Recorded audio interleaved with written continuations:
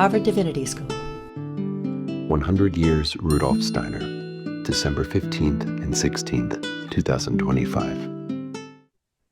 Good evening, and thank you for the honor of invitation. Rudolf Steiner was one of the great spiritual teachers of the 20th century in the Western Hemisphere. Well, but how does one become such a teacher at a time when Western culture was entirely focused on scientific and technological progress? What does the spiritual development of a person look like who affirms the conditions of modernity, yet at the same time seeks to point out possible paths to the experience of the spirit? In the following contribution, I have set myself the task of sketching Rudolf Steiner's development up to the point where his public work as a spiritual teacher begins. The foundations for my sketch are twofold. On the one hand, a deep familiarity with the biographical documents through years of working on his early biography and commenting on his letters. On the other hand, I take seriously Rudolf Steiner's own statements about his development and place them against the backdrop of the historical record. Of course, in assessing a person's biography, one must always consider the fact that retrospective self-descriptions involve a narrative reconstruction of one's own identity. But it is permissible to attempt such an account and to see whether or not it brings clarity. The subjective element in biography can never be entirely excluded. The biographer's own underlying assumptions always play a role.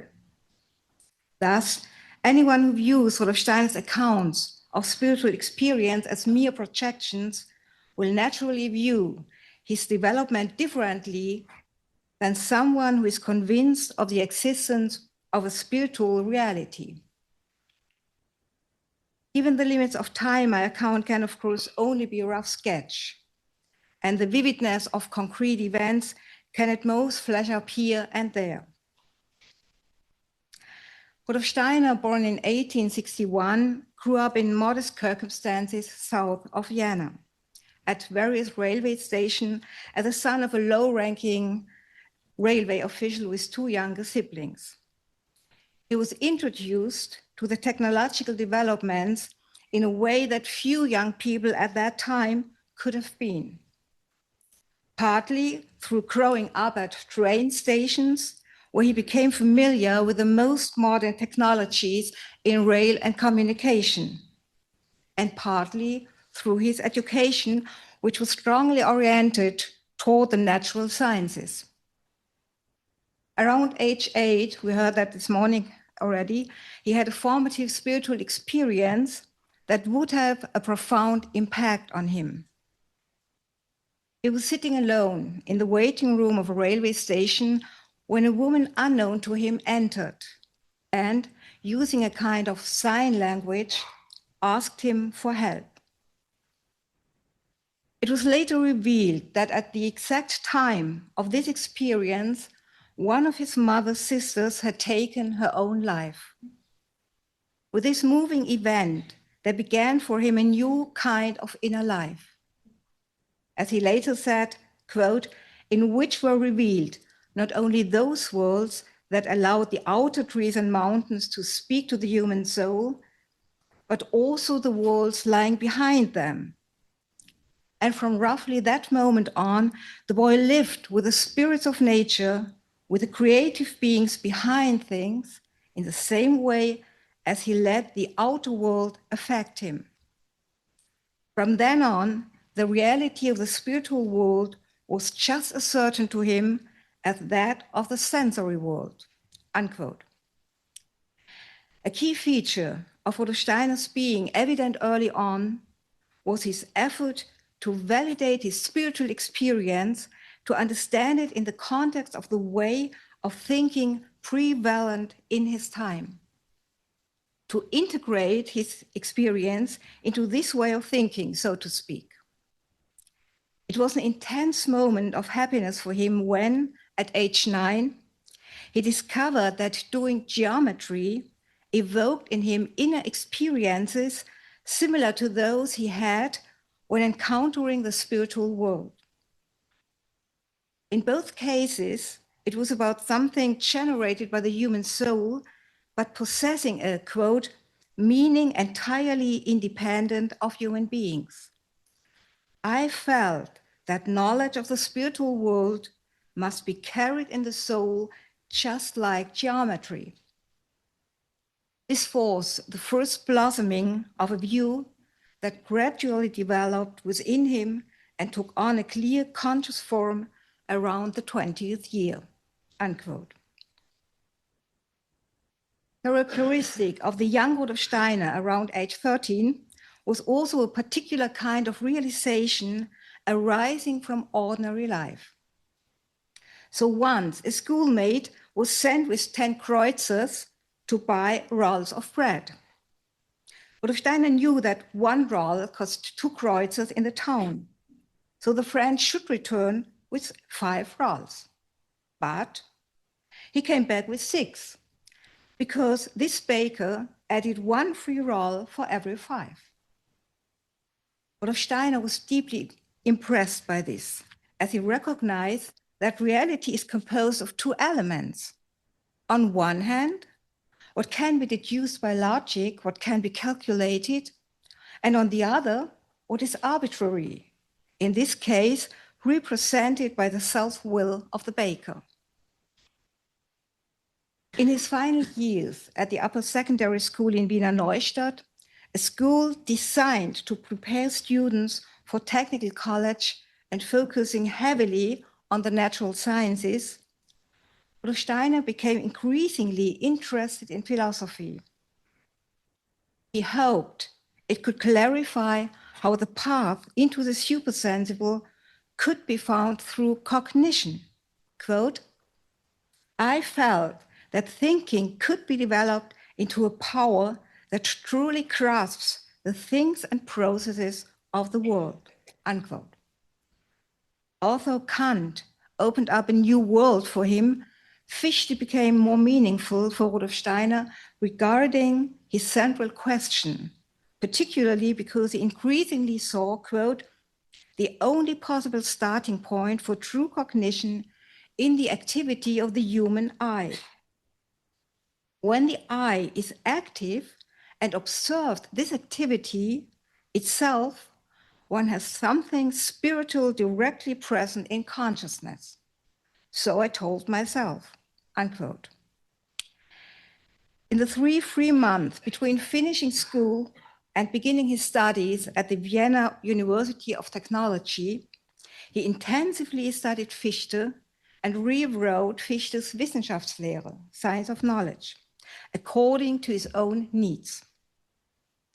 What is interesting in this first lengthy text from the pen of the 18-year-old is above all how he developed the concept of the pure eye as opposed to the empirical eye. The pure eye, he writes, always slips away backwards when one tries to look at it. A significant moment for him in this respect was his meeting with a spiritual teacher, even if Rudolf Steiner was probably not fully aware of the significance of this encounter at the time. This meeting, in light of his own references, must have occurred around the end of 1880. This teacher stimulated, quote, in the soul of the young man who was already immersed in the spiritual world, an introduction to the regular, systematic things that one must be familiar with in the spiritual world, unquote. Interestingly, this teacher also made use of Fichte's writings, adding commentary and insights which led Rudolf Steiner to a germinal but entirely clear knowledge and to a deep personal experience. The knowledge was that there was a double stream of a double stream of development, quote, a backward moving evolution that interferes with a forward moving one, unquote. One can already sense this in Rudolf Steiner's earlier comment in his Fichte manuscript, where he says that the pure I is a focal point that, quote, always escapes backward when we try to fix our gaze on it, unquote. Already then, he suspected that the distinction between the empirical I and the pure I could not be fully grasped without a new way of understanding time, without the understanding of a double stream of time, one streaming from the past into the future, the ordinary one, and one streaming in the opposite direction, from the future into the present or past. A preliminary form of this knowledge had already been hinted at in the realization that Rudolf Steiner owed to the occurrence with the predrols. On the other hand, the profound experience resulting from his meeting with a spiritual teacher took place soon after his encounter with him. He describes this in a letter from January 1881, quote, I had been occupied with certain philosophical problems and finally threw myself onto my bed. My goal has always been to explore whether what Schelling says is true, namely that, now quote from Schelling, a secret, wondrous power dwells within us all, by means of which we can withdraw from the changing flux of time into our innermost self, a self stripped of everything added to it from the outside, and there behold the eternal within ourselves in the form of unchangeability. I believed, no, Steiner again, I believed and still believe that I have with full clarity discovered this innermost capacity within myself. I had sensed it long before. The entire idealist philosophy now stands before me in a fundamentally modified form. What is one sleepless night compared to such a discovery? Unquote. To summarize the central experiences of this first period. After his first spiritual experience as a child, the existence of a spiritual world was for Rudolf Steiner a matter of certainty. Yet he wanted to understand what he had experienced. He found a validation for this experience, which he could not share with anyone, first in geometry and then in the process of thinking. He attempted, with the help of philosophy, to further clarify thinking because he experienced thinking as an activity through which one can penetrate to the spiritual essence of the things, even without clairvoyance. His engagement with thinking led him to the problem of the I, the twofold nature of which he came to an initial clarification of with the help of Fichte. Thanks to the suggestions of the spiritual teacher, he was able to have an initial conscious experience of his own higher I and gained an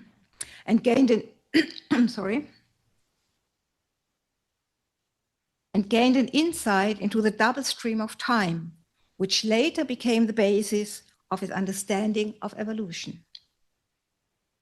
It is therefore Rudolf Steiner's essential signature from the very beginning on that he seeks to connect his spiritual experience, which was initially given to him without his own activity, with what to a certain extent constitutes the signature of the age, with conscious thinking as it has been formed above all through the development of natural science. He was still occupied with the question of how spirit and nature, spirit and body, relate to each other. Initially, these appeared to him as opposites. While reading a koan-like statement by the philosopher Friedrich Theodor Fischer, the mediating nature of the soul between spirit and body was revealed to him in a flash. Fischer writes, quote, "The soul, at the highest unity of all processes, certainly cannot be localized in the body, although it is nowhere else except in the body." Unquote. What thereby begins to dawn on the 21-year-old, initially in germinal form, he is finally able to validly formulate only 35 years later at the functional bodily threefold nature of the human being.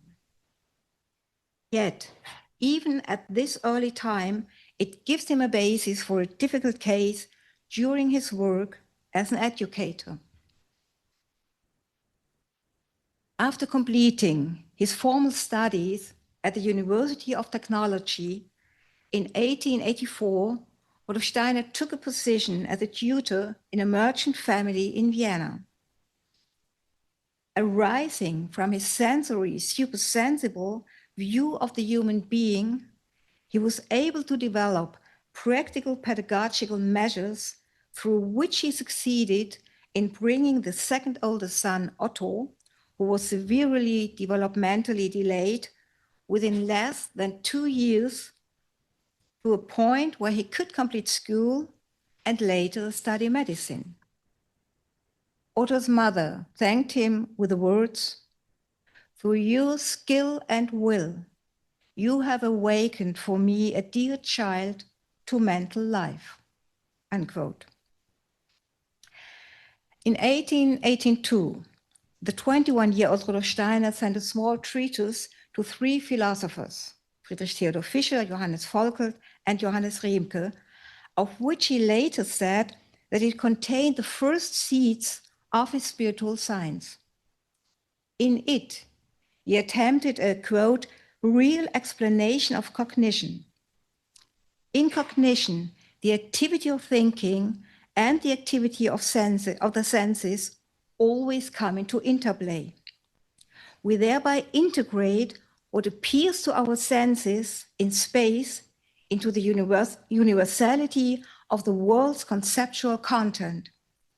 Indeed, allow these to merge together completely. Unquote.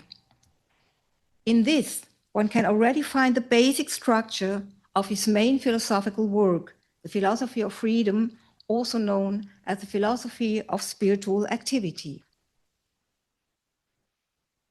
In the same year, another task came to him, which would occupy him for 15 years. His literature professor at the University of Technology, Karl Julius Schröer, asked him whether he would like to edit Goethe's natural scientific writings within the German National Literature series.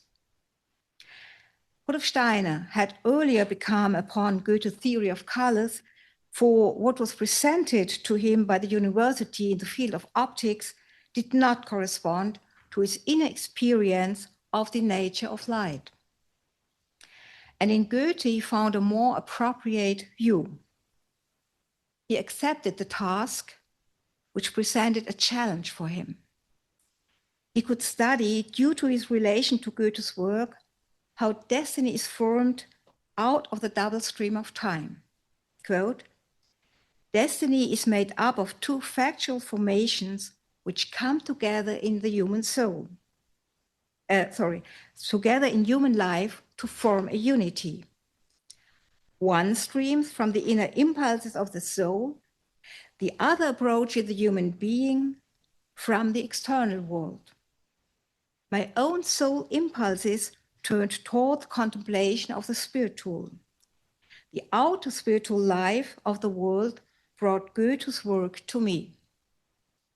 I had to bring these 2 currents, which met within my consciousness, into harmony there."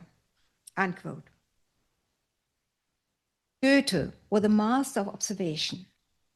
Through his careful study of colors, he realized that, as Husserl's student Hedwig Conrad Martius put it, quote, The sensory phenomenon immediately expresses what can be signified by it, unquote.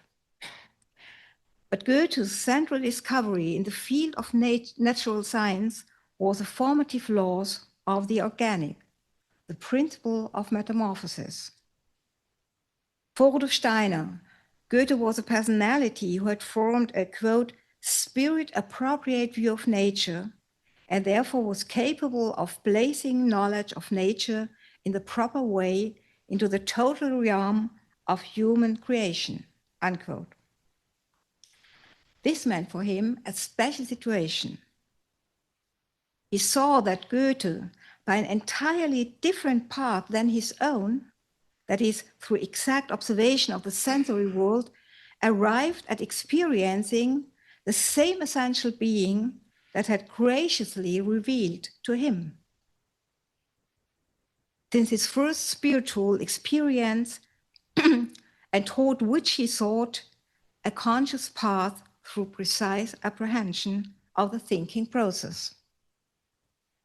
In the introductions and commentaries to the 5 volumes of Goethe's natural scientific writings, he sought to connect what had dawned for him about Goethe's method with his own epistemological insights. From this striving,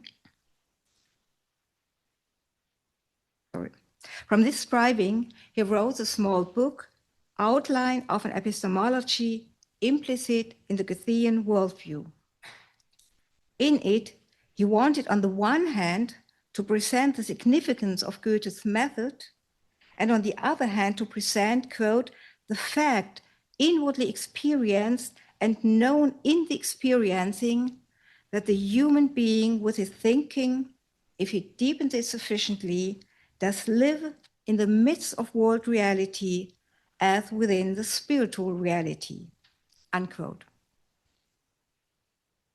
Already clearly expressed in this work of 1886, in addition to the basic structure of his theory of knowledge, are the seeds of Rudolf Steiner's ethical individualism. Thus, for example, he writes that the ground of the world has emptied itself out fully into the world. Quote, if, therefore, the world ground has goals, they are identical with the goals that the human being sets himself in living and in what he does, unquote. His view is expressed even more clearly in the open letter of the same year, Nature and Our Ideals, addressed to the poet Maria Eugenia delle Grazie. Quote, what would become of divine freedom if nature, keeping us in a harness, guiding us, were to tend us and care for us like little children on leading strings? No, she must deny us everything so that if luck comes to us, it is entirely the product of our own free self.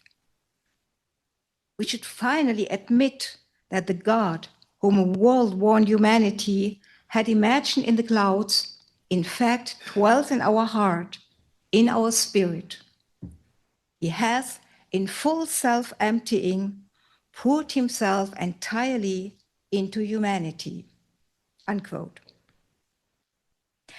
Rudolf Steiner's epistemological approach was by then already largely formed and would later fully unfold in the philosophy of freedom.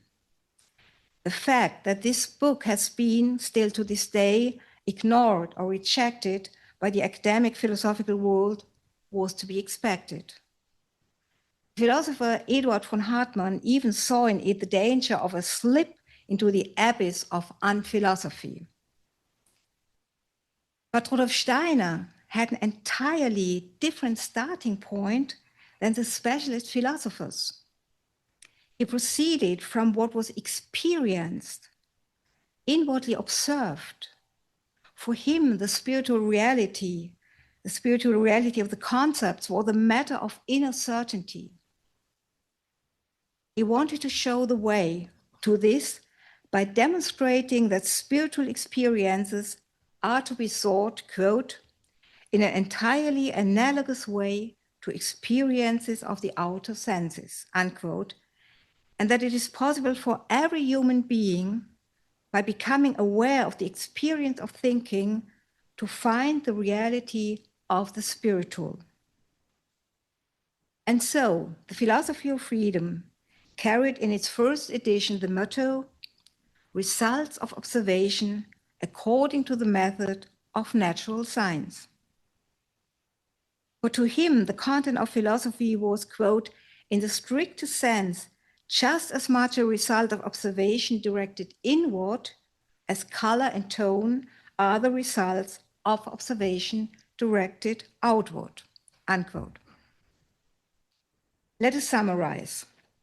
In the second phase of his life, Rudolf Steiner was able to put the spiritual insights, which had their starting point in the double stream of the time, to the test for the first time in his work as an educator. The foundations of his theory of knowledge, which already appeared in his first treatise in 1882, were developed ever more clearly in the following years. The task of editing Goethe's natural scientific writings at first seemed to him to lead away from his own concerns, but increasingly recognized how Goethe's method of knowledge, which appeared to him as future-oriented, could be integrated with his own philosophical approach. With the Philosophy of Freedom, he released from himself and placed into the external world, as he later stated, quote, "that which the first period of my life had brought before me in the form of ideas through a destiny which led me to experience the natural scientific riddles of existence." Unquote. Now something new had to begin. And something new had in fact already begun, even in his last month in Vienna. Through his acquaintance with the polymath Friedrich Eckstein, Rudolf Steiner became familiar with something he had previously passed by, namely the mystical testimonies of humanity. Oriental wisdom, Neoplatonism, mysticism, theosophy. He found in them both familiar and foreign elements.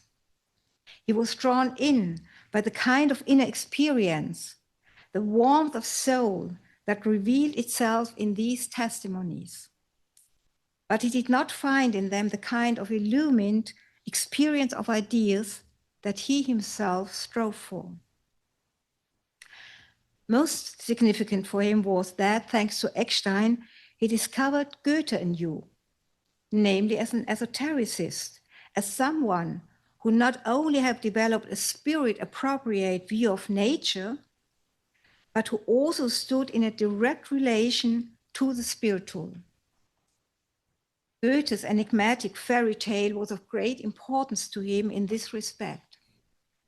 This fairy tale, composed in 1794, tells of the inhabitants of two lands separated by a river, who yearn for a lasting union between the two realms that can be seen as imaginations of the sensory and the spiritual.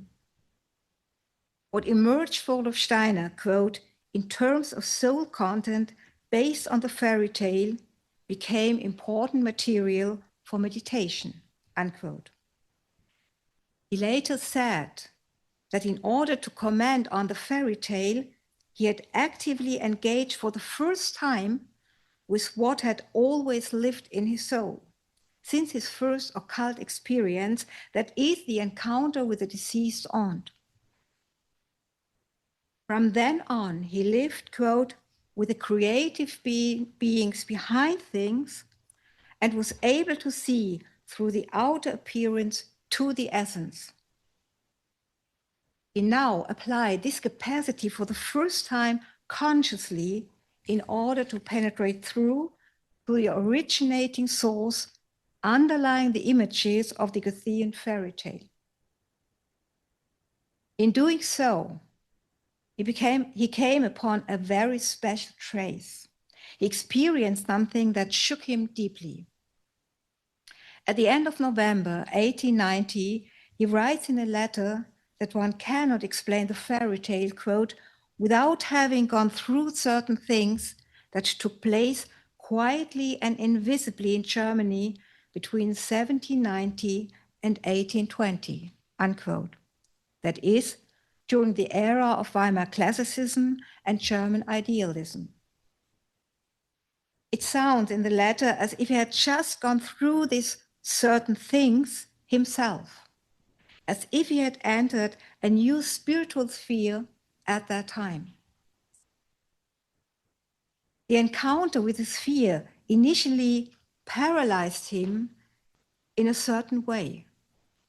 As a result, during the Weimar years, he felt as if separated from the world and other people by an impenetrable wall, despite his extraordinary sociability in those years. By engaging with a fairy tale, at the center of which is the green snake that sacrifices itself in order to serve as a bridge, permanently connecting the sensory realm with the spiritual realm, it became a matter of certainty to him that there is a stage of I being still higher than what he had known up until then. As he wrote at that time, quote, by ascending to the highest level of individuality, we overcome this individuality itself and perceive as with the senses of the world soul, unquote.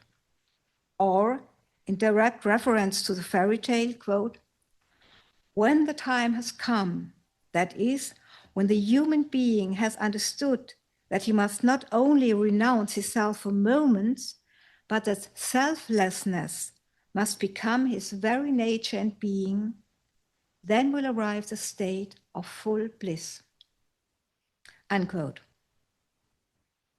However, this motive of selflessness at the highest stage of the I initially disappears completely in favor of a tendency that appears almost opposite. What follows in his life is a strongly individualistic period in which Rudolf Steiner places everything upon the I as a subject. This begins in 1892, when in articles he fought against the normative ethics, which he wanted to counter with ethical individualism. It intensifies from 1894 and on through his deep engagement with the work of Max Stirner and Friedrich Nietzsche. And it comes to clear expression in his book, Friedrich Nietzsche, A Fight Against His Time, and later in his article, Egoism in Philosophy. At the same time, and this may be related beneath the surface, a life crisis announced itself on many levels.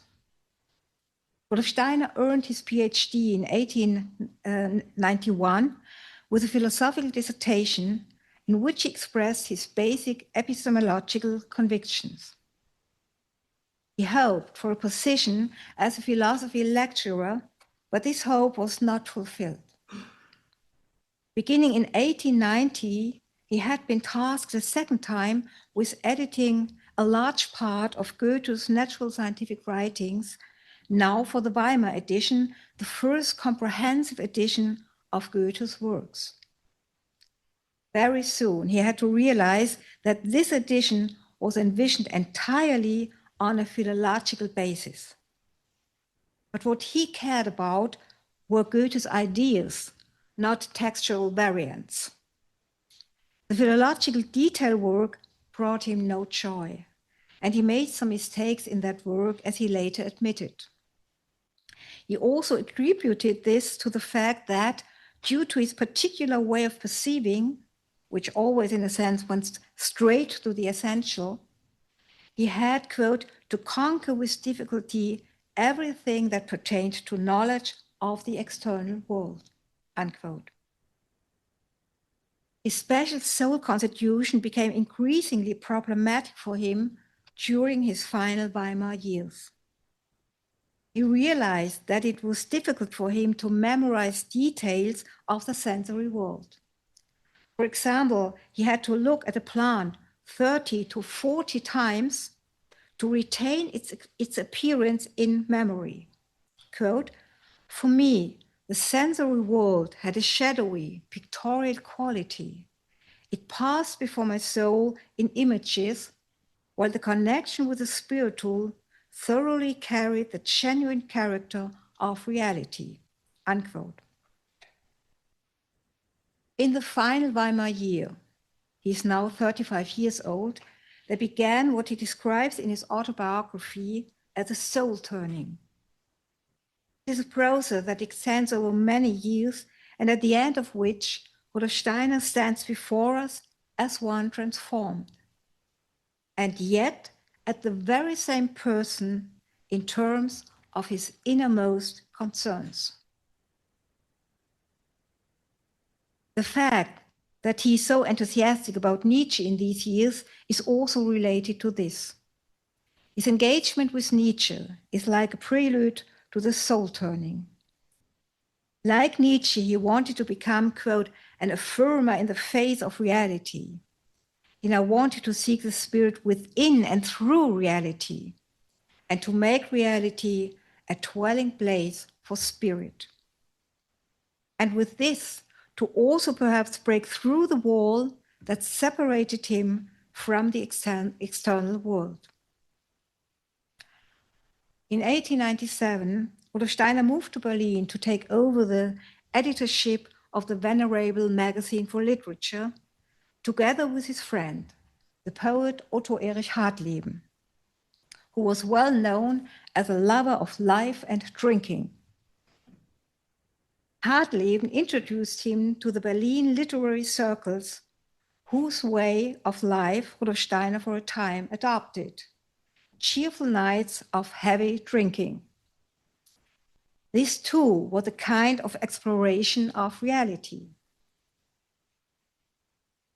After just a few months in Berlin, the crisis intensified.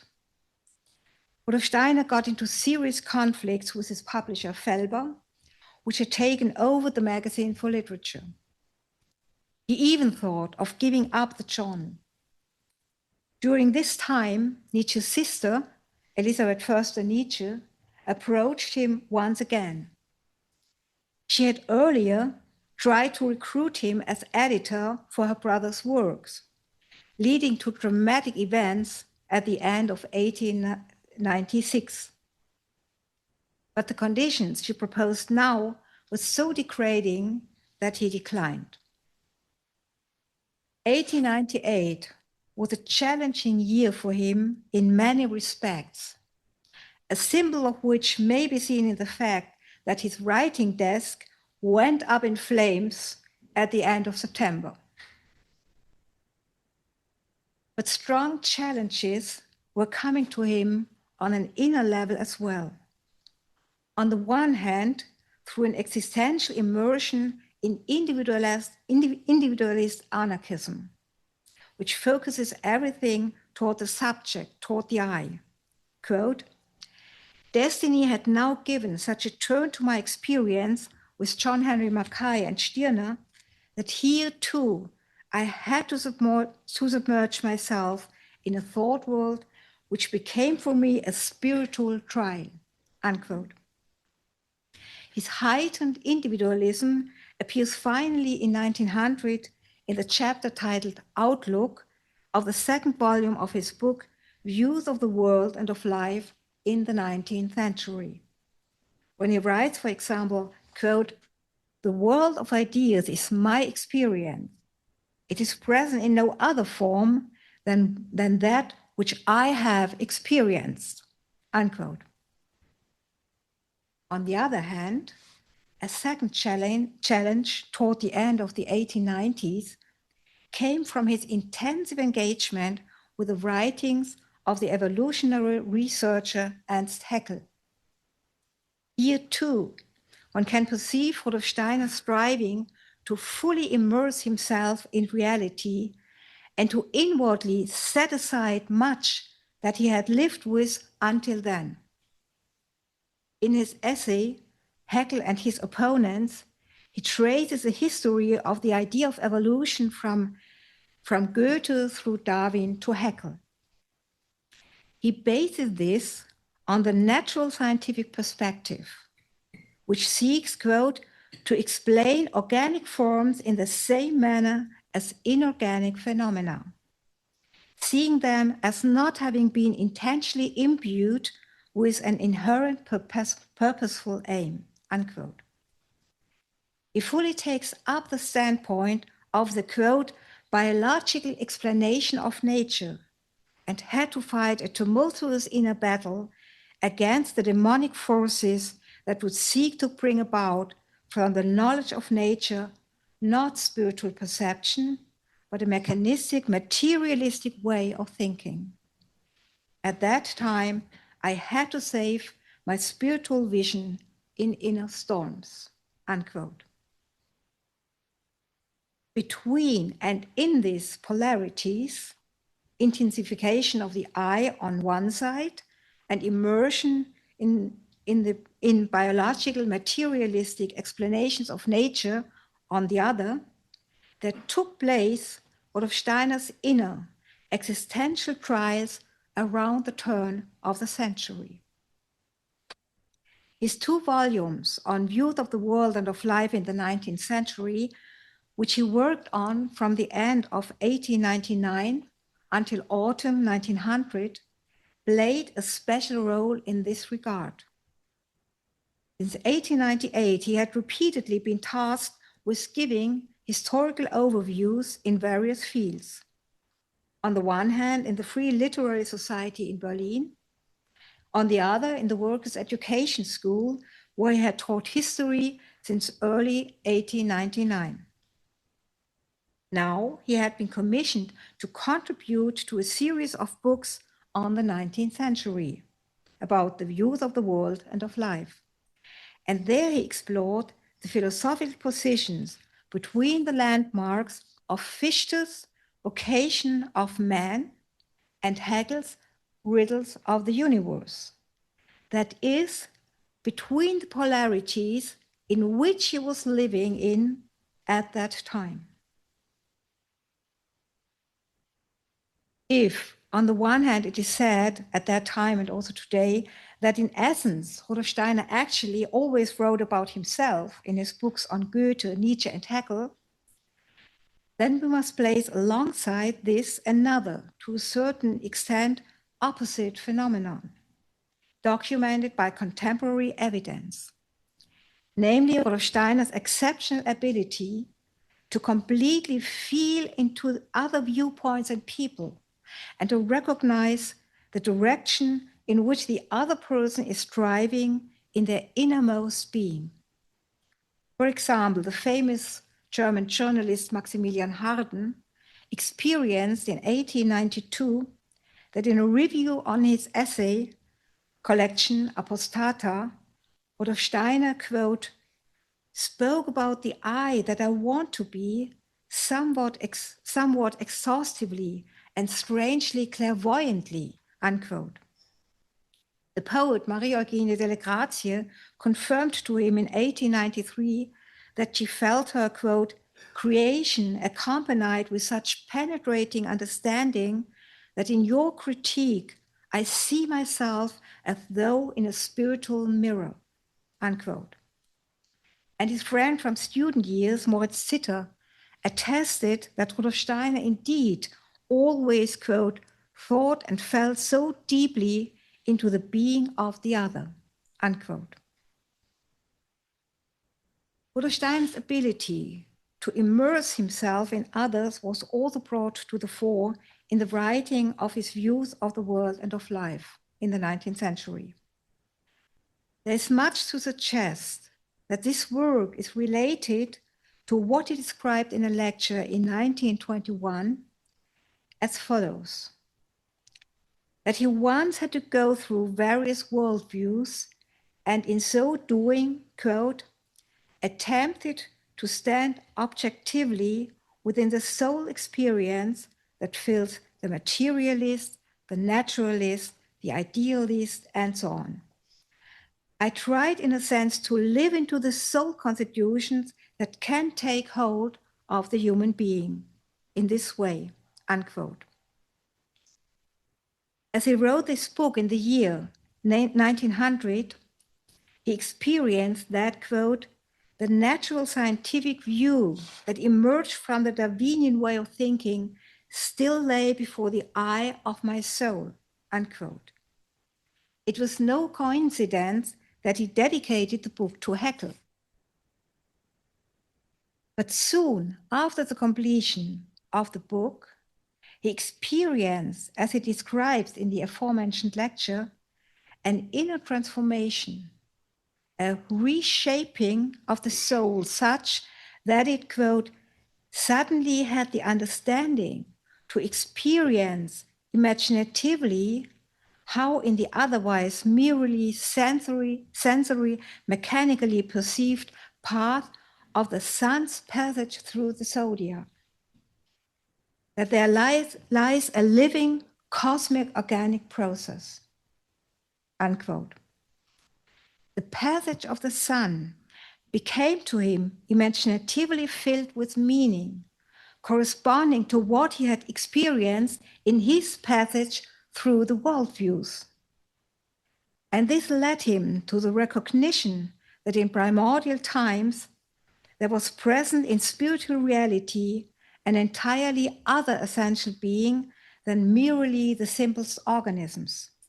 That is to say, the human being is not the last born, but the firstborn of creation. He is, as a spirit being, older than all other living beings, unquote. It dawned on him that the human being had first been a macrocosmic being which carried within him all the rest of the earthly world and came to be microcosm by separating out the rest, unquote. That was his great transformative experience at the time. An expansion of consciousness over the cosmos, as he felt his previous acutely concentrated and heightened eye experience as if flowing out into the world. After a kind of descent into Hades in the preceding years, a new sun and a new world opened up for him, and not only figuratively speaking. He experienced the birth of, unquote, inner spiritual human being who, in complete detachment from the physical organism, can live, perceive, and move in the spiritual, unquote. In a lecture in 1909, he describes this process of, quote, awakening, rebirth, initiation as the greatest event of the human soul. This rebirth of the higher I, which can look down upon the lower I, just as a person looks at external forms, is connected with a recognition of what the event of Christ Jesus means for humanity. Just as a rebirth can take place for the individual within his own development, so a rebirth has occurred for the whole of humanity with Christ Jesus, with the events in Palestine, unquote. Thus, Rudolf Steiner's experience that he later refers to as the mystery of Golgotha was intimately linked with the birth of the higher I in the way described.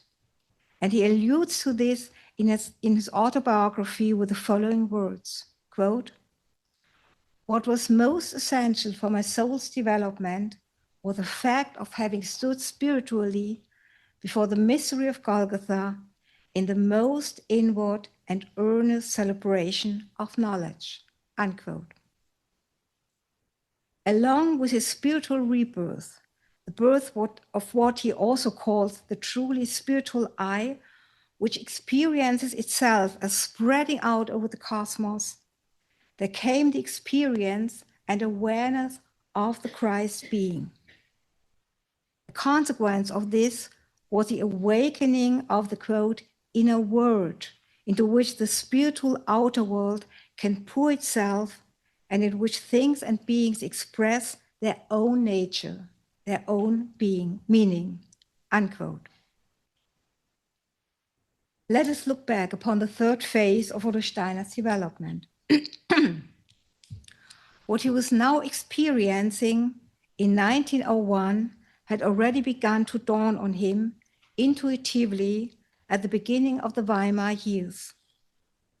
But he initially had to undergo what he later called the drama of cognition, which outwardly showed itself as a life crisis and a passage through a strongly individualistic period.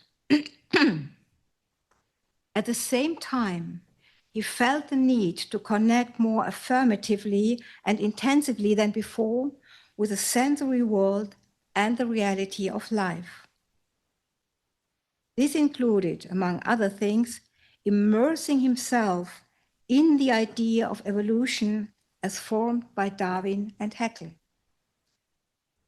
In the initiation experience around the turn of the century, after deep immersion into the worldviews of the past 100 years, individualism and the idea of evolution came to be united in a way in that the strengthened I power expanded over the spiritual outer world, and from this there emerged a recognition of the human being's position in the world, that is, anthroposophy. In this way, the I was reborn as a power of consciousness capable of living in everything, and thus, in a certain sense, overcome the opposition between I and world, subject and object. Rudolf Steiner had thereby reached a kind of vision of, as it is worded later in a letter to Annie Besant, quote, the pure self-conscious thought, which in Central Europe connects to the traditions of the thought mysticism of Fichte, Schelling, and Hegel, unquote, and unites itself with the clarity of consciousness of natural scientific thinking. On the basis of what he had achieved within himself, he was able to begin his, quote, act of inauguration, unquote, namely to bring other people who were seeking this onto the path of development by showing them a modern path of soul and spiritual training.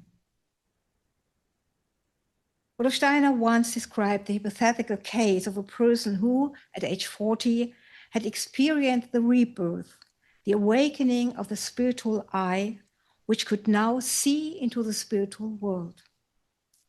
If one were to describe the life of that person, one could, quote, trace the years from 40 backwards in relation to his physical existence and describe them. With the 40th year, however, a higher I has been born in this person. From now onward, the higher I rays forth over all life circumstances. Now he is a new human being.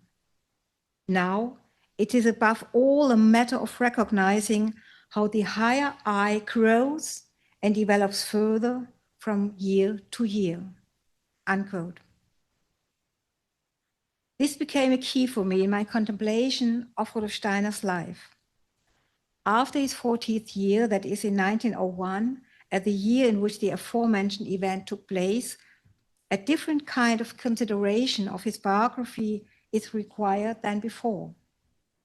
The private, personal realm recedes into the background. Is now one reborn, a human being with expanded capacities who reconnects with life anew, even into his own physical embodiment. Now his work as a spiritual researcher and spiritual teacher can begin. And this is precisely what makes studying his path up to that point especially interesting. What does an initiation look like in modern times? What steps did Rudolf Steiner have to take to reach this point? To present a picture of this in a rough sketch was a task I set myself for this contribution. Thank you for your patience. Sponsored by the Program for the Evolution of Spirituality. Copyright 2023, the President and Fellows of Harvard College.